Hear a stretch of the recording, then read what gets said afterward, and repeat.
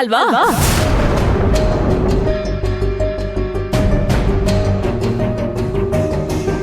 ಪರವಾಗಿಲ್ಲಮ್ಮ, ಇಷ್ಟು ವರ್ಷದಿಂದ ನಮ್ಮ ಬೆಂಬಲಕ್ಕೆ ನಿಂತಿದ್ರು ರಾಮ್ ಸರ್.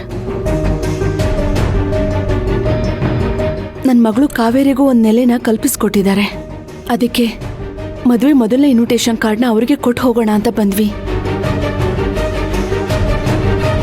ರಾಮ್ ಸರ್ ಇದ್ರೆ ಕರೀತೀರಾ?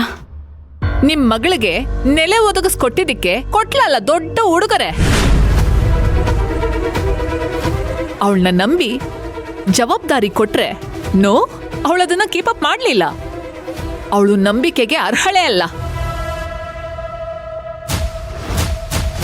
ನಾಯಿನ ಕರ್ಕೊಂಡು ಹೋಗಿ ಸಿಂಹಾಸನದ ಮೇಲೆ ಕೂರ್ಸಿದ್ರು ಅದ್ರ ಚಾಳಿನ ಬಿಡತ್ತಾ?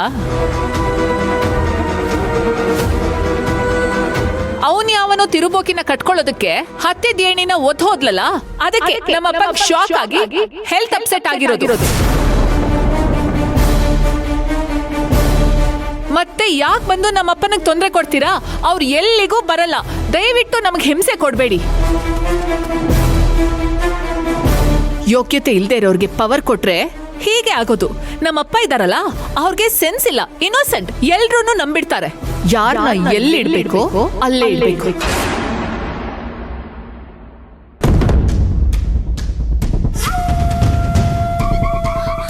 ಏನು ಅವ್ರಿಗೆ ಹೇಳ್ತಾ ಇದ್ದೀರಾ? ಇಂಡೈರೆಕ್ಟ್ ಆಗಿ ನನಗೆ ಹೇಳ್ತಿದ್ದೀರಾ?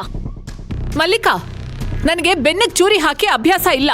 ನಿನಗೇನಾದ್ರೂ ಹೇಳ್ಬೇಕು ಅಂದ್ರೆ ನಾನೇ ಡೈರೆಕ್ಟ್ ಆಗಿ ಹೇಳ್ತೀನಿ. ಇವ್ರ ಮೂಲಕ ಹೇಳೋ ನೆಸೆಸಿಟಿ ನನಗಿಲ್ಲ. ಹಾ, ಗೊತ್ತಿದೆ ನೀವೇನು, ನಿಮ್ ಯೋಗ್ಯತೆ ಏನು ಅಂತ. Stop it Mallika.